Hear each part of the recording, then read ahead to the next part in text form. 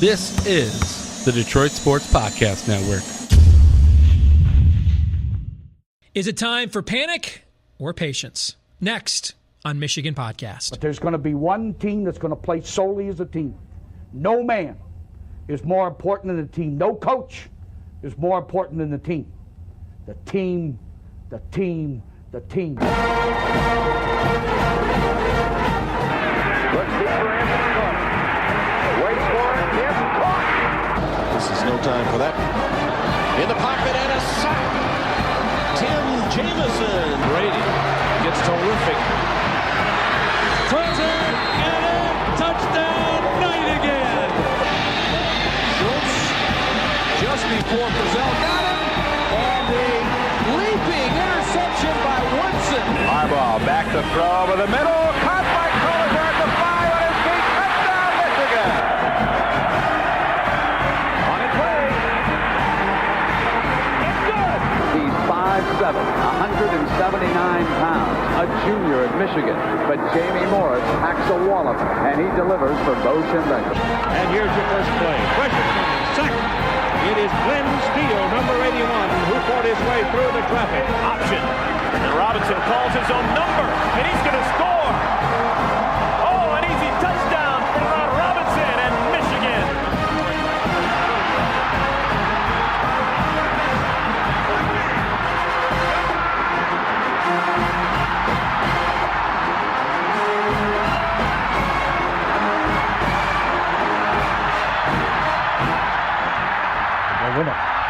We're going to win the championship again because we're going to play as a team. And when we play as a team, and the old season is over, you and I know it's going to be Michigan again.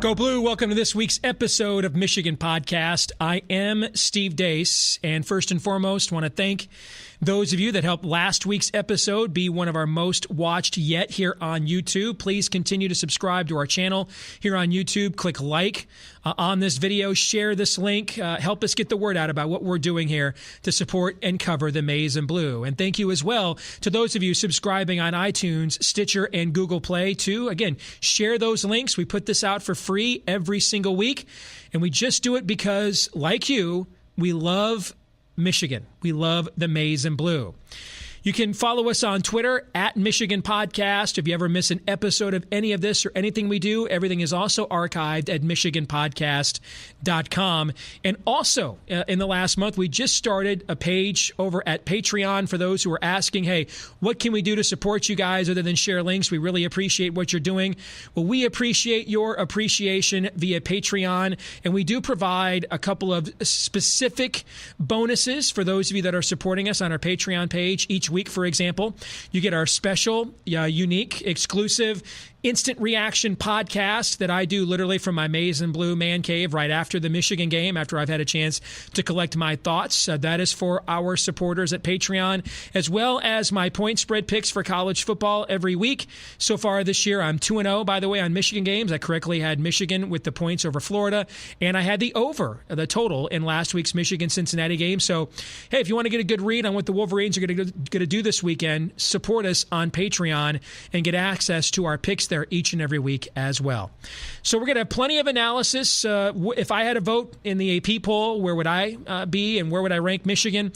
How about Big Ten power rankings, our Twitter question of the week, as well as our Twitter poll of the week? A lot still to come here on Michigan Podcast, but I want to begin with something the great John U. Bacon, just a tremendous Michigan man, Michigan fan, alum, New York Times bestselling author. He's been fond of saying this for years. Michigan fans aren't happy unless we're unhappy. And we've been unhappy for all the wrong reasons in recent years. It's been because the program just hasn't been good enough. Now we're back to being unhappy for the reasons we were when I was growing up and well into my 20s and 30s. It's because the team is good, we just expect it to be even better. I wore this sweatshirt today for this week's episode on purpose. Some of you may be wondering, bro, why are you wearing a Rose Bowl sweatshirt that's over 10 years old? You know, when I was a kid, I had this tradition, and it started with Jim's senior year in 1986, that when Michigan made the Rose Bowl, I always bought the sweatshirt, hat, program, etc. from that Rose Bowl game because it meant we were the Big Ten champs. The one year I didn't do it was in 2006. We didn't win the Big Ten championship that year. Went to the Rose Bowl anyway. I was excited. I'm always excited to see us out in the Rose Bowl, but it kind of felt anticlimactic, you know, like we didn't really earn it because we didn't win the Big Ten. So I didn't buy that Rose Bowl sweatshirt. Plus, I was thinking, you know, Mike Hart, Jake Long, Chad Henne, Mario Manningham, you know, all these guys are coming back. Adrian Arrington, we're going to be really good next year. And then Appalachian State happened, and, well, we know what the next decade was like, right? We lived through it. We endured it. So in my collection, because several of those other shirts, I wouldn't fit into them now, all right? But in my collection, this is the last one. That's a long time ago, man. And sadly, a galaxy that's not that far away. And because of that, because of how long ago this was, there's a lot of maize and blue angst right now. I listen to a lot of WTKA on mobile device from here in Des Moines since what was, frankly, a sluggish effort against Cincinnati. And you would think, listening to a lot of our fellow fans calling in to the local shows there on WTKA in Ann Arbor, you would think we were 0-2. We are 2-0 and in the top 10. So the question this week is, after what happened against Cincinnati, and that effort just isn't good enough. Let's stipulate that right now, okay? Because, and I said this on the Instant Reaction podcast on our Patreon page after the game, I waited about 45 minutes after the game to do that podcast, because if I would have given that podcast immediately after the game, it might have been a tad salty. I was not happy watching that game. So I took a deep breath. I'm getting older now. You know, I'm the ripe old age of 44, so I'm trying to learn life lessons for once now that I'm almost done raising kids. I probably should have learned 10 years ago. I decided, let's take a pause, take a few deep breaths, and then do the Instant Reaction podcast, because that effort on Saturday against Cincinnati, if we played 4 or 5 teams still to come on our schedule, we lose that game. And that's not good enough. We need to stipulate that from the outset. Way too sloppy, unforced errors. You saw with a young team, one piece of negative momentum goes against them. And that's Donovan Peoples-Jones not communicating there on the punt return. It hits Benjamin St. Just, who's one of his up men blocking upfield for him. Cincinnati recovers. I mean, the game starts out, it's 14-0. Michigan goes right down the field, hits a bomb to Kakoa Crawford, who makes a statement after a poor showing against Florida. 7-0 on the opening drive, pick 6 on the next drive. You're thinking, it's on like Donkey Kong, right? Force another 3 and out, make them punt, and then there's that turnover. And from that moment until early fourth quarter, the game was either stagnant or Cincinnati had the momentum. In fact, Cincinnati had 2 opportunities there to really force Michigan to pucker. Plays they didn't make downfield. One guy wide open, overthrown. Another guy on a perfect throw. Ball just went right through the basket there. So this is where the box score is a little misleading, because the box score looked the way we would like it to work. 200 yards rushing and passing almost again. I think it was 193 yards rushing, so pretty close. I mean, if you're running a pro-style attack in college, that's what you're looking for, 200 and 200. If you do that most weeks, you're going to win. Defense scored on 2 pick sixes after giving up 2 pick sixes on offense the previous week. It looked the way it was supposed to look in the box score for the most part. But if you watch that game, the box score didn't tell the whole story. In fact, Wilton Spate's performance statistically was really good. We would take 17 of 29 for 220 yards, 2 touchdowns, and no picks.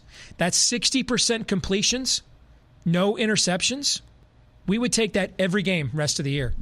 In fact, if you extrapolate, you prorate those stats for the rest of the season, he's all Big Ten, guys. That's 23 touchdowns, 2 interceptions, and those both came in the first game of the year. I mean, that's first or second team all Big Ten, those kinds of numbers. We would take those numbers. But he also didn't play well. At times we needed him to. A couple overthrows on guys, again, that were wide open. Not necessary. Inexcusable. Those are plays we've got to make against Sparty, Wisconsin, Penn State, Ohio State. Hell, we might have to make those plays against Purdue in the next couple of weeks, given the way they're playing right now. A couple of botched handoffs, one on an exchange with Kakoa Crawford on the end around on the jet sweep. Another, He just dropped on a play action. Cost us a touchdown. And so the angst level right now, to some degree, within Maize and Blue Nation, is high. And it's high for two reasons. Wilton Speight has to be more consistent, and this, right here. In fact, in this Rose Bowl, we didn't even win the Big Ten championship outright. We shared it with Iowa. When we lost to Ohio State last week of the year, Iowa beat Wisconsin. We shared it with them, but went to the Rose Bowl because we beat them head-to-head early in the season. So because it's been this long since we've got to really earn one of these by winning the Big Ten, angst is higher. So I'm not here to tell people who are on tilt right now to relax. I'm not. But this last basketball season, I learned a very important lesson. When you have a coach with a good track record, wait until the season is over before you melt down. Now, I happen to think fans who don't melt down when their coaches don't have good track records aren't helping their team at all. In fact, they're enabling poor performances. But on the other side of the coin, when you have a coach with a track record and you melt down too soon, you're contributing to negativity in the fan base.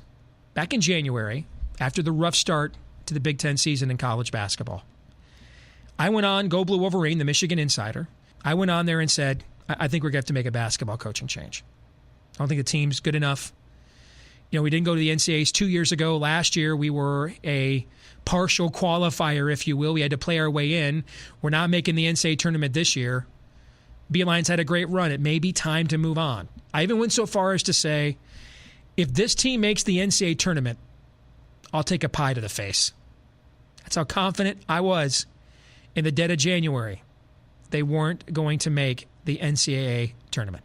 And there I was here in the cafeteria at my office, end of March, on Facebook with my kids, putting a pie in my face because I was wrong. This team rebounded. This basketball team rebounded to end up having one of the most enjoyable, significant, memorable basketball seasons Michigan's had since the '89 national championship team. Well, we're never going to forget that 4-day run at the Big Ten tournament after the near tragedy. How close they came to making the Elite Eight. The tremendous win over Louisville in the round of 32. It was a great season. Big Ten tournament champions. They're going to hang a banner when they start the season back up here in November. I should have had more faith in John Beilein, given his track record. That doesn't mean I wasn't right to be critical of where the team was at that time. That doesn't mean I wasn't right as a Michigan fan to think, you know, we got to do better than back-to-back years of not making the NCAA tournament, and then the next year we make it as a play-in. That Michigan just has to be better than that. That's okay. We're Michigan. You're going to sing a song about being the leaders and best. That comes with some expectations. But I took it too far when I hit the Chernobyl button and went 3 Mile Island. I learned a very valuable lesson at the ripe old age of 44. Maybe I should have learned 10 or 20 years ago, but, you know, we all adult at our own pace nowadays, fellow snowflakes, so it took me a while to get there. So what I would say to folks right now that are questioning Harbaugh's decision about playing Wilton Speight, do you understand you are questioning arguably the best quarterback coach on planet Earth? You are saying someone with a track record of taking guys who are at non-scholarship San Diego and letting them make a paycheck and a living in the NFL, taking a cast-off at Iowa that they didn't want, who's now making good money playing in the NFL, who took a guy that was a pretty good recruit, but he wasn't, you know, a top 50, you know, USA Today All-American Andrew Luck, and turning him into the number 1 pick in the NFL draft? You understand that you are saying the guy who made the ballsiest call in modern NFL history, sitting Alex Smith as a playoff team, as a starting quarterback, to go with the unknown in Colin Kaepernick, which also required revamping his offense. You understand you are saying you know more about this position than that guy does. Okay? Now, I'm high-strung. I'm emotional. I'm like you. All right? That's why I wanted to put it that way, because when we put it that way, it kind of sounds a little silly. Well, because it is. But that doesn't mean there isn't cause for concern. The youth on this team, I think, is actually more felt on offense. Even though the defense is technically replacing more starters, a lot of those guys played very significant minutes. And defense is much more about pure athletic ability and reaction than offense. It's more about execution and precision. A lot of these guys on offense last year played a lot too, but they didn't really play key roles. Kekoa Crawford was a reserve player. We knew what play we were running whenever Eddie McDoom came in the game, and he's barely even playing right now. Khalid Hill was a key contributor last year at fullback. Wilton Spate was a key contributor last year at quarterback, third-team All-Big Ten. Mason Cole and Ben Bredesen, key contributors last year on the offensive line, but I don't really count Mason Cole because he's actually playing a different position than he played last year. Last year he was a center. This year he's a left tackle. So you have Bredesen at left guard, Spate, and Khalid Hill. Those are the only three guys playing key roles on last year's team in the same spots they were in last year for this year's team. It's going to take time. I'm not saying not to be concerned. I am saying, though, given the track record of our coach, don't make the mistake I made. Don't make a clown out of yourself. Don't be sitting on your Facebook wall taking a pie in the face from your kids because you did an adult today. All right? Jim's earned our patience. Spate has played very well at times. Did I mention again he was third-team All-Big Ten? Let the season play out. This is why I thought the Florida game was so key. Because I'm not surprised to see how sloppy it is on offense. That's where you're going to feel the new guys much more than on the defense. You get to fly around, react, hit. Offense, again, precision, execution. That's going to take some time. Go back to when we had a bunch of experienced guys in Jim's first year and Jake Rudock's first few games at quarterback. Those did not look like the last few games at quarterback, did they? No. And it's not like at Michigan we don't have a history of guys we gave up on that ended up becoming really good players. Demetrius Brown, remember him?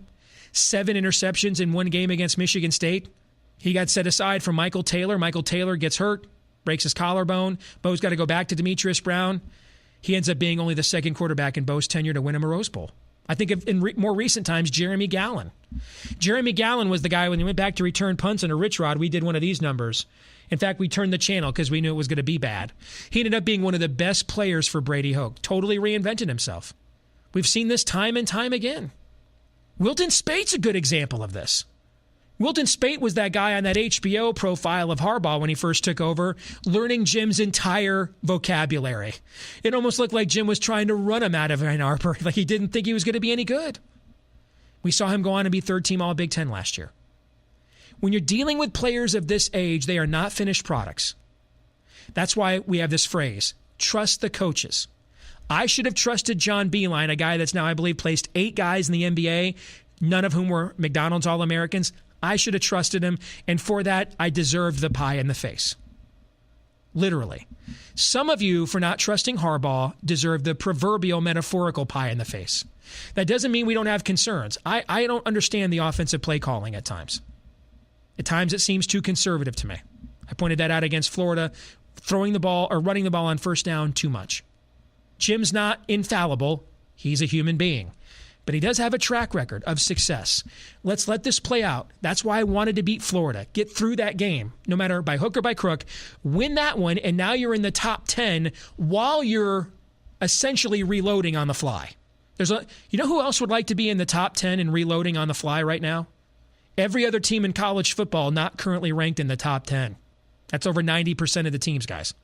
Because the next few weeks, and what did I tell you in the preseason? We're not going to blow all those teams out, all right? But these are games we're going to win because we're athletically better. They might be ugly, but they give us a chance to build confidence. But get past that Florida game, and now you get up there in the top 10 of the rankings. You build yourself a little margin for error with the voters and with the College Football Playoff Committee in terms of your perception, and you win these games against Cincinnati and against Air Force and against Michigan State and against Purdue. They may be ugly, but you will build now a resume, get some guys some reps.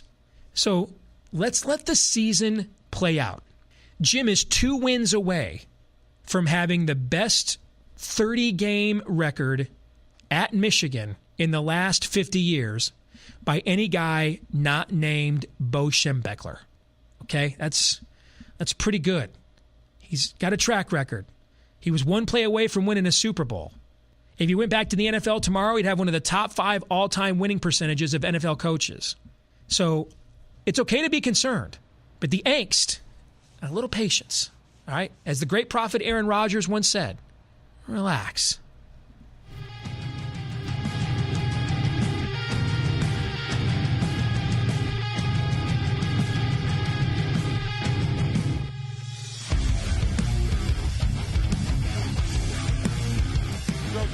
route. And he's got his receiver. Spate goes straight back. Throwing deep. Crawford in the end zone. Touchdown, Michigan. Bush getting pressured. He's going down. Devin Bush. Moore back to throw. Here's pressure. He throws deep down the middle. It's overthrown and picked off. Pick six. Michigan. Tyree Kittle. Peoples-Jones in motion, and he gives it to Peoples-Jones on the jet sweep. He's at the 50, the 40, the 30, gets a great block downfield. The give to Evans, tries right guard, bounces it wide right. Looks like he's got room to the 10, inside the 5 to the 4-yard line. 28-yard attempt by Nordine. Snap's good, spot's good, kick is up, and the kick's good. Out of the shotgun, looking right, he's going to get hit, go down. Back to throw, got time. Now avoids the rush, throws over the middle, and it's caught for a first down at the 30-yard line. They get the snap off. Back to throw, big pressure coming, sacked at the 15-yard line. Spade from the shotgun, gets the snap, looking over the middle. He's got Gentry, the tight end, and he's up over midfield. Spade in the shotgun, straight back to throw, got time, throws over the middle. Caught by Perry, the 20, the 10, the 5, dives, scores! Grant Perry is picked up. Moore is now going to be forced to run with it. He will be sacked. Winovich and Gary were right there. Gets the snap. Looking left, and he throws under pressure, and he's hit. Rashawn Gary again. Oh, he just leveled the quarterback. Pitch sweep left to Isaac. He's got the corner. He's at the 20. He's at midfield in the shotgun. Looks, throws. He's got his man Crawford inside the 15 to extend Michigan's lead to 13. Snap is good. Nardine drills it through. Good from James. Whoa! No, high snap over the head of the kicker, and he bats it back out of the end zone, and that'll be a safety for Michigan. Moore, the quarterback, rolls right, throws, and it's intercepted at the 10, the 5, the right pylon. He's in. Touchdown, Michigan. The Wolverines will win their home opener of 2017. Jim Harbaugh goes to 3-0 in his home openers. Hey, Steve Deace here from Michigan Podcast. If you are looking to put the ball in your court, your actual court, Sport Court of Michigan has you covered from basketball to tennis to batting cages to hoops. If you need anything athletic in your backyard, give them a call. Based out of Michigan and ready to install your court sooner than you expect. In fact, if you're in the Southeast Michigan area or Ann Arbor, Tim Barnes will personally walk you through the process of having your dreams of a professional court in your backyard. Just visit Sport Court MI for Michigan, sportcourtmi.com. Now, if you're outside of Southeast Michigan, anywhere in the country, and you need a hoop for your driveway or yard, they've got you covered there as well at monsterhoops.com. Monsterhoops.com. They will ship it right there to your door. Now, mention the Michigan Podcast at monsterhoops.com. You're going to save $100 on a Monster Hoop. If you mention Michigan Podcast at sportcourtmi.com, you could save up to $1,000. That's right, up to $1,000 on your backyard game court at sportcourtmi.com, depending on the package you select. Either way, whether it's sportcourtmi.com or monsterhoops.com, tell them Michigan Podcast sent you. All right, back here on Michigan Podcast, and we have a new guest with us here this week. Vito Churko is here with us. Maybe you've heard us mentioning our new partners at Detroit Sports Podcast. We're helping to get the word out about the work we're doing here at Michigan Podcast. We wanted to talk a little bit about that, but also get the folks over at Detroit Sports Podcast take on what happened on Saturday and all the angst we're seeing amongst Michigan fans, despite the fact the team is 2-0 in the top 10, averaging 34 points a game, and is averaging over 200 yards rushing and passing in the same game on offense. So, Vito, it's good to have you with us here on Michigan Podcast. How are you? Good. Thanks for having me. So let's start out. First of all, tell our audience, if they've not heard of you guys before, who's Detroit Sports Podcast? What do you guys do over there? So we were established in late 2013. We have 7 to 8 weekly podcasts as part of the Detroit Sports Podcast Network right now, including my two of mine that I do weekly, Tigers Talk, all about the Detroit Tigers and Major League Baseball. Two Bad Hombres, it's a pop culture one. Really anything goes with the sports takes that we have. Doc and I, John Charles Macaroon, the co-CEO and founder, along with Adam Strozinski, and they co-host Doc and Jock, which comes out every single Thursday. So, I mean, we do a lot of just unfiltered, uncensored sports talk, no FCC regulations. We love it, and we have a lot of fun, too. This is really growing. Major syndicators now, like Westwood One and others, are getting into syndicating podcasting with some big names, including our very own coach, Jim Harbaugh. And I think that's just because a lot of people have just decided, Vito, they want to listen to what they want to listen to when they want to listen to it. Well, yeah, I mean, it's about people's interests and what they do want to listen to. With the FM and AM radio stations and their shows, you can't control the content, right? You can control what you want to listen to through a podcast platform. So you download the podcast that you want to listen to. You get a daily maybe version of the podcast that you like, or a weekly version, as we do. And we do special editions too, sit-downs, one-on-one interviews with big names in the sports field, media personalities, and current and former athletes. And I think people that want to tune into that will, and they can get that through the podcast outlet. In fact, we recently, right before the season started, we had Jim Brandstetter, the voice of the Wolverines, here on Michigan Podcast, and we have you guys at Detroit Sports Podcast to thank for it. You guys were actually the ones that connected us. Well, thank you very much. I mean, for saying that, and we appreciate all the compliments and everything. And yeah, no problem. Anytime. All right, so let's get into Michigan fans right now. I opened up the show here this week, pointing out the line from the great John Bacon, who has said for years, Michigan fans aren't happy unless they're unhappy. Now, for too often in recent years, the unhappiness has been from the premise of the team's just not that good. Most of my time as a kid and a young adult, the premise was, well, we're 9-3, we should have been 10-2. We're 10-2, we should have been 11-1, right? It's the unhappiness is we should be better than we even are as the winningest program of all time. So I have laid out the case why I think there are some concerns, but given Coach Harbaugh's track record, have some patience. I went back, Vito, and talked about during the basketball season in January, I was on the Michigan Insider Board saying it's time for a coaching change. I don't think this program's going anywhere. We're coming off 2 years ago. We didn't make the tournament. Last year we did as a play-in team. This team has no chance to make the tournament. If they do, I'll take a pie to the face. Well, at the end of the year, my kids were on Facebook Live giving me pies to the face because I didn't know what the hell I was talking about. I should have trusted John Beeline's track record. So that's kind of my message right now, is to have concerns, but trust Jim Harbaugh's track record. What say you, Vito? Well, yeah, I mean, what Harbaugh did at Stanford, what he has done as an NFL head man with the San Francisco 49ers, getting to the Super Bowl, coaches up quarterbacks, makes a lot of quarterbacks look good. And you know what? I know there's question marks about his offensive style and whether or not maybe he's capable enough of coaching up the X's and O's, even offensively. But you know what? I think you got to trust the process, trust what he's built up, and trust that he can coach up his players now with a lot of his talent assembled, and that he can do something with it and have a very productive campaign and tenure in Ann Arbor. Let's talk about Wilton Speight. A lot of people forget he was third-team All-Big Ten last year. You go to his first year as starter, phenomenal the first 9 games. We get to the Iowa game. He did not play well, but he also delivered 2 pinpoint passes, one for a touchdown and one for a first down, that if their senior receivers who are now getting paid in the NFL had held on to, they would have won that game. The Ohio State game, let's face it, he shouldn't have played. He was injured, but he was their best chance to win.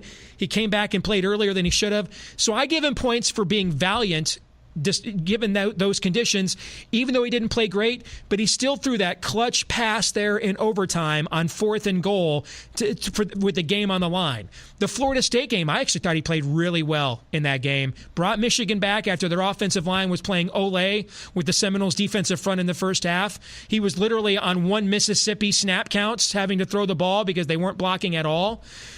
So I don't think he's impervious to criticism, but this idea this guy sucks, he's a bonehead, I think this is way out of whack. I do think this, though, and I think this is where the legitimate criticism comes in. Given the youth and inexperience on offense, we need him. I think if we're going to win a Big Ten championship, he can't just be a game manager this year. He's got to be capable of being a difference maker. And that is still yet where I don't know that that's who he is. That we may have reached his ceiling, which is he's still pretty good, but I don't know that that will be good enough with the youth on the offense this year. He's got to be more than a game manager in my mind, Vito. I don't know, Steve, if he can be that game breaker. I agree with you because I saw against Cincy last week where he missed guys, overthrew them. And I know a lot is on his shoulders for the offense, the offensive sake, and the offensive flow and schemes they run at U of M right now. I mean, he's the man. He's got to make some big throws. But he's got to deal with the pressure. I think he did all right last year, but he's got to elevate his game now. He's got to become more of that game-breaking quarterback, a guy that can break open the game with his arm, with the long throws, and to be able to complete them accurately, be effective with the long passing game. if he shows that more and more, I think U of M fans will start to support him even more, because a lot of fans right now, as you said, Steve, as you know and as your fan base knows, are just doubting him severely. And whether or not he can break open a game with his arm, elevate the passing game and the rest of the offense, because I know there is a ton of pressure on him to get it done as a QB of this team, which has a lot of expectations once again under Harbaugh. But I think he has to start proving it, too, if he wants the U of M faithful to completely get behind him like his teammates have, because the report, everything has said that the fans don't support him, but his teammates do. So, at least he has the locker room support. But now, I guess the next step for him is to get the fan support, and he's got to be better than what he has so far this season. Even last year, like you noted, Steve, and you look at his QBR, a stat that ESPN utilizes for breaking down and evaluating quarterbacks. It's below 40 for the raw QBR and the adjusted QBR. And that's not good enough to get it done at the Big Ten level, and when you want to be a national power and a team that makes the Final Four this season. All that is right on the money, and this is why when I hear that information, though, Vito, this is why, and we're talking to Vito Churko from Detroit Sports Podcast here on Michigan Podcast, the reason why I preach patience is, as you were talking for our YouTube viewers, we were running some B-roll of Michigan highlights against Cincinnati, okay? And here's who he threw the ball to. Gentry, who came to school as a quarterback, who wasn't on the active roster last year. He was a redshirt. Kakoa Crawford, who was a bit player at best last year. Grant Perry, who missed the last third of the season because of suspension for his antics after the Michigan State game in East Lansing last year. Ty Isaac, who was the third or fourth string tailback at times last year. I could go on and on. Even the offensive line, one guy's playing the same spot he started in last year in Ben Bredesen. Mason Cole has moved from center to left tackle. He doesn't have the cohesion, and that's why they don't have the precision. That's why I think we should wait.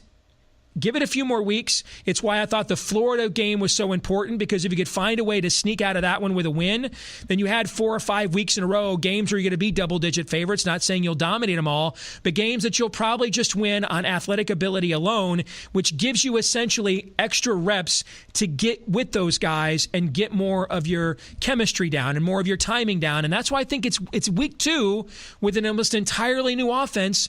Folks just need to be a little bit more patient. Relax, RELAX, right? Aaron Rodgers. Yes, I just quoted that a few minutes ago, in fact, yes. I think U of M fans have to do that, but you know what? They're always unhappy, right? John Bacon said, we know that about the U of M faithful in Ann Arbor. They're always doubting these players and very critical of them no matter what they're doing on the playing field. So, just the bottom line is that Wilton Speight has to be more successful as a game-breaking quarterback that can throw the deep and accurate pass. But you're right, Steve. It's about the limited options, maybe, and maybe not limited is the best word to use to describe it and what he's dealing with, but guys that are inexperienced, right, are raw. Like Kakoa Crawford, as you noted, wasn't a major piece of the offense last year. Mm-hmm. Donovan Peoples-Jones being worked into it and fielding punts, not looking the best against Cincy. Grant Perry's your number one option. Probably, I think, your best wide receiver right now. That might be a problem when Grant Perry's your number one guy, and he looked really good against Cincy a few times and catching some balls and scoring that touchdown. But I don't know if you can trust him being your number one all season long, and maybe it's just about that cohesion, though, gaining that chemistry between Speight and his wide receivers. The plight of Wilton Speight reminds me a lot. I wore this sweatshirt I said at the top of the show because when I was younger, I used to collect. Every year we won the Big Ten and went to the Rose Bowl, I would always buy the official sweatshirt. Well, I didn't buy one in the 2006 season when we went because I didn't feel like it was legit because we didn't win the Big Ten that year. We lost that 1-2 game to Ohio State. So the last one I have is this one from the 2004 team that shared the title with Iowa in Chad Henne's freshman year. Well, the last time we won it outright was in 2003. And this reminds me a lot of John Navarre. Now, I don't think Wilton Speight and John Navarre are the same player at all because they're both tall and white. They get compared, but Wilton Speight athletically has a lot more mobility and escapability than John Navarre did. But if you look at the plight of Navarre, he was a guy, and this was really the dawn of the sports talk radio, internet age. We had not yet come into social media, but he was, back in those days, the bane of every Michigan fan's existence. When we'd put on the white uniforms and go on the road, I'd pull my hair out out. I used to call him John Bizarre. He would just make throws and make plays in road settings. He did not make it home. And it really wasn't until the very end of his career, even his senior year. We went on the road to Oregon after shutting out Notre Dame 38-0. We didn't show up for 3 quarters out there. He laid an egg. We lost a game at Iowa. We had a 2-touchdown lead that year. Minnesota, we had to have the greatest comeback in school history to win that game against an decent but not great Minnesota team. Even that senior year when he beat Ohio State and he won the Big Ten championship, even up until the end, a lot of Michigan fans were like, this guy's not that good. And look at the players he had around him, by the way, on that team. Chris Perry won the Doak Walker Award that year. You had Braylon Edwards. He won the Biletnikoff Award the next year. You can make a case statistically Braylon Edwards is the best wide receiver in the history of the Big Ten Conference. The other 2 wide receivers were guys who started and played in the NFL for years. Jason Avant, Steve Breston. At least there were David Boss, Tony Pape started on the offensive line. Those guys played in the NFL. John Navarre struggled to get consistency surrounded by juniors and seniors who were pros and All-Americans, let alone what Wilton Speight is trying to establish a connection with. We were patient with Navarre. That ended up with a win over Ohio State and a Big Ten championship, and that's why I'm bringing that perspective here when it comes to Wilton Speight, Vito. Well, it's about wins at the end of the day, right? As a quarterback, you're judged based on your wins. And Speight has won more games than he's lost so far in his career. And he has inferior, less caliber weapons to work with than John Navarre. As you mentioned, all those big names that he had to work with. And I think the thing that might help out U of M all year long is their ground game. I like their options, including Ty Isaac, who had a great game last week. Perhaps he's their number 1 guy. I know they mix and match guys, including Chris Evans there with the ground game.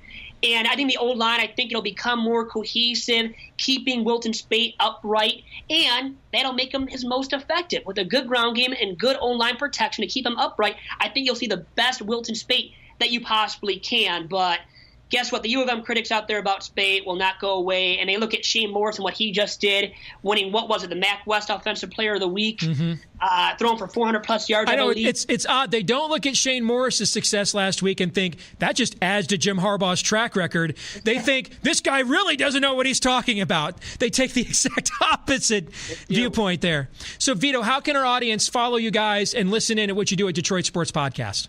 Well, our website is DetroitSportsPodcast.com. We're on Twitter at Detroit Podcast. I myself am on Twitter at Vito Jerome. So follow us for that daily content. Once again, 7 to 8 weekly podcasts, and a lot of special editions of the podcast as well are featured through our podcast platform at the Detroit Sports Podcast Network. Thank you, Vito, and thanks to you guys at Detroit Sports Podcast for helping us get the word out here about Michigan podcasts. We appreciate it. Go Blue. Go Blue. Thank you. All right, back with more here in just a few. And now we'll look around the Big Ten with our Week 2 Big Ten power ratings. Let's start with Rutgers at the bottom. And thanks to Rutgers. I tried to give you some love last week, Scarlet Knights. I tried. When I used to cover Iowa State, Chris Ash was our defensive backs coach at Iowa State back in those days. Great guy, one of my favorite Iowa State assistants. I really want him to be successful at Rutgers, man, but you can't give Eastern Michigan its first Big Ten win ever. You just can't. You've got to follow up the perceived momentum that you had from playing Washington tougher than expected by winning this game at home. You look at Purdue, we're going to talk about them in a second. I said their allegedly close loss to Louisville was kind of fool's gold. Louisville had over 600 yards and dropped the ball on the 1-yard line twice. But Purdue took that perceived momentum and capitalized on it. Rutgers took that perceived momentum and looked at their jerseys and said, yeah, it still says Rutgers. You can't lose to Eastern Michigan, Chris. You can't. You can't break Eastern Michigan's Big Ten maiden. You just can't do that. Number 13, Nebraska. Right now, the black shirts, man, they're more like no shirts, no shoes, no defense. What is that? I mean, what is that? Seriously. That's embarrassing. We picked the wrong time to bring them into the league. We're 10 years too late on that one. They're dragging the league down now. That's just terrible. Terrible. And I'd like to say, the game at the end against Oregon was 42-35. I'd like to say it got close because Nebraska came back. Not really. They barely had over 100 yards rushing for the game. Tanner Lee was less than 50% completions. They didn't storm back. Oregon just went into halftime, and they were like, this one's over. It's over. It's kind of put it in cruise, popped that clutch in, and just coasted the rest of the way. And Nebraska got some garbage points. There wasn't some furious rally, some furious comeback. Oregon just knew the game was over. It was just It's embarrassing. Nebraska retire the black shirts. What Nebraska needs to do with the black shirts is what Ohio State does with the gold pants, where you earn those gold pants if you beat Michigan. The black shirt should be awarded at the end of the year on that defense if you earned it. But just handing it out at the start of the year, man, it's like a participatory trophy. It's a joke. Next, in our Big Ten power ratings, Northwestern, just a brutal performance, man. Duke got 4 times the yardage against Northwestern, 538 to 157 Northwestern. You arguably have the best quarterback-running back tandem in school history, and you get 157 yards of offense against Duke. Even when they're good, you don't get 157 yards of offense against Duke. You might do that against Florida State or Clemson in the ACC, but against Duke? This is not one of those typical stub-your-toe-early Pat Fitzgerald games. This one, I'd be very worried, man. I'd be having some late nights there in Evanston, Illinois after that performance. Number 12 in our Big Ten power ratings, Illinois. The only other team, here's a stat for you. I looked it up. Because Western Kentucky, going back for several coaches now, has been an offensive juggernaut. So I just went back and looked at the last 30 games to see the last time someone held Western Kentucky to 10 points or less, like Illinois did on Saturday. You know who it was? Team from Tuscaloosa named Alabama. You heard of them? That's a yo. Now, listen, man, I'm not saying, let's make Pasadena reservations for the Illini, but, maybe we make a little Pizza, Little Caesars reservations after a performance like that. Maybe they're a little better than we thought. That was an impressive performance by Illinois for Illinois standards. Number 10, I've got Purdue. Boilermakers crushed Ohio, which was the preseason pick to win their division in the MAC. That was their most dominant win over an FBS opponent probably since 2012, which was the last year they made a bowl game, by the way. That's probably not a coincidence. Number 9 in our Big Ten power ratings, Minnesota. Not often you see Big Ten teams go out and win that road night game on the West Coast. They don't do that very often, and I know Oregon State's not that good, but, Big Ten teams just don't win that game very often. And Minnesota not only did, but they put it to them. They put the boot to the throat, so congrats to P.J. Fleck there. Number 8, Indiana.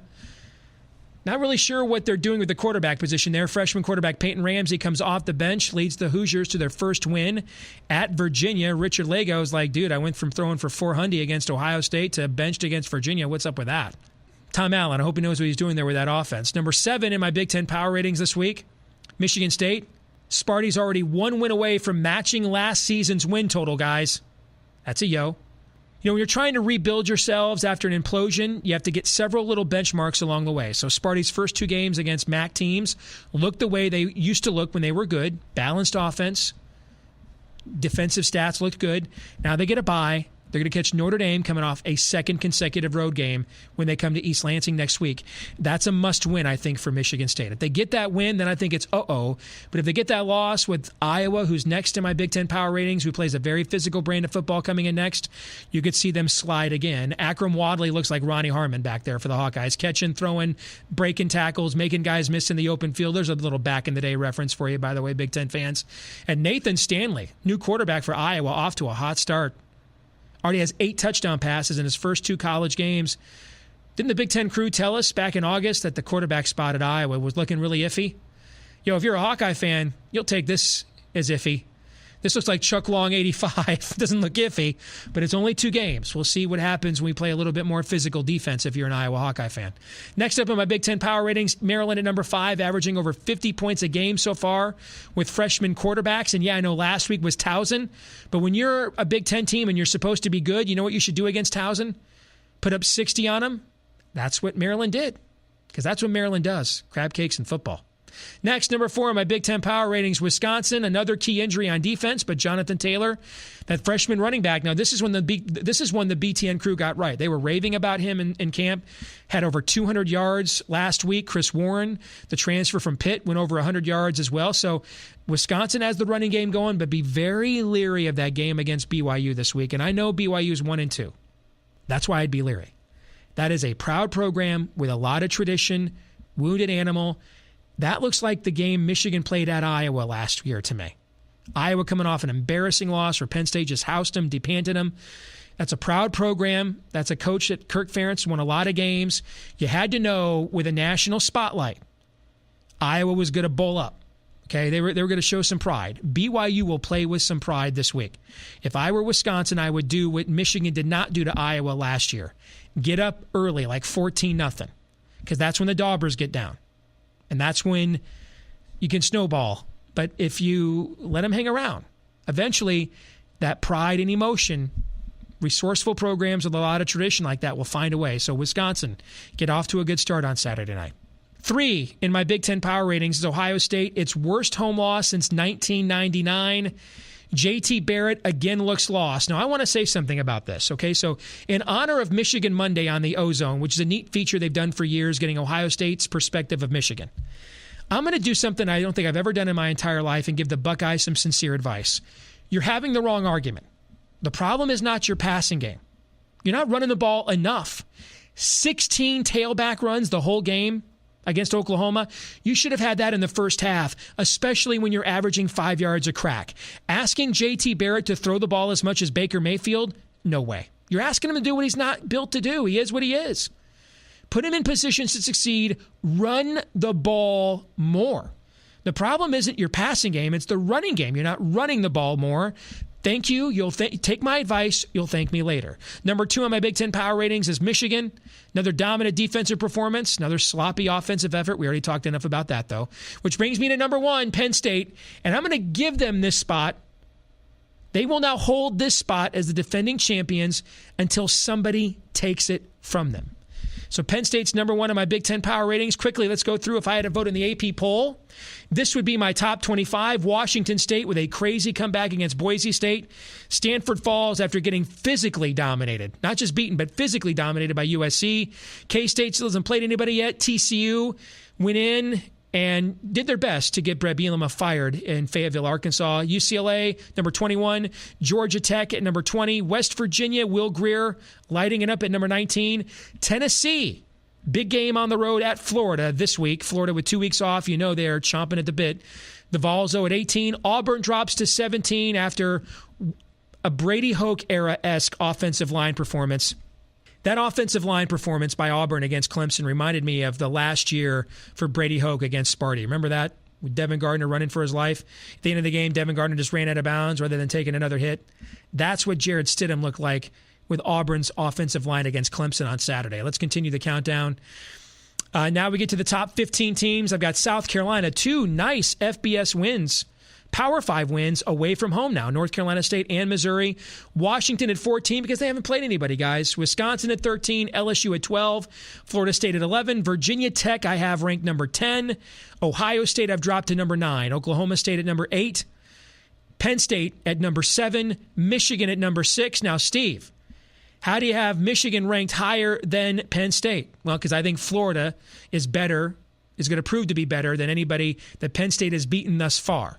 So there's a difference between my Big Ten power ratings and where I would rank them in the poll, but you can see there's only one spot there, which means if Penn State's quarterback is better and they're playing at home, I think Penn State right now would win that game.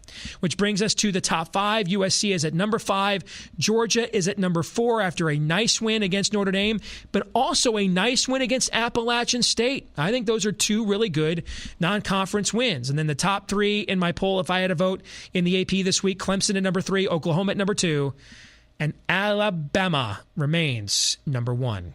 More in a moment. Back here on Michigan Podcast with this week's Twitter poll results, we asked you, are you worried about Michigan's offense? 48% of you said yes, 17% said no, 35% of you gave the answer that I would have given. Give it some time. Patience. Be concerned, yes, but patience. Got a coach with a track record. This week's question of the week comes from O.D. Harris1 on Twitter. He wants to know, do you think U of M fans care about the way our team played now that Bucknut went down? I hope that's not true. I really do. No. We don't do that. Lesser teams get off on the misfortunes of others. Teams that are beneath us do that. Teams coached by John Cooper in the 1990s. We don't do that at Michigan. In fact, it doesn't really help Michigan at all that Ohio State lost. Makes the Big Ten look bad. They were the flag bearer, the standard bearer. Kind of hurts the conference's overall perception in a college football playoff era where you're splitting hairs and comparing strength of schedules and strength of conferences. It would have been better for us if Ohio State had won that game. Not to mention, I'd like to beat them in our house in November with them undefeated. Now we don't get to do that. So no, I don't think that really does anything for Michigan at all. In fact, I think cheering that on makes us look petty, small, immature, like our team's not good enough, so we have to get by on the kindness of strangers. That's Rich Rodriguez era stuff, guys. We don't have to do that stuff anymore. So our number one concern should be our own team. Our number two concern should be our own team. And our number three concern, stay with me now, wait for it, should be our own team. If you like this week's episode of Michigan Podcast, don't forget to subscribe on iTunes, Google Play, and Stitcher, right here on YouTube, as well as share the link. Don't forget to support us on Patreon. You'll get my pick for this week's Michigan game, as well as the other top games in college football, as well as my instant reaction podcast immediately after Michigan's victory, I think, against Air Force this week. That'll do it for this week. Go Blue.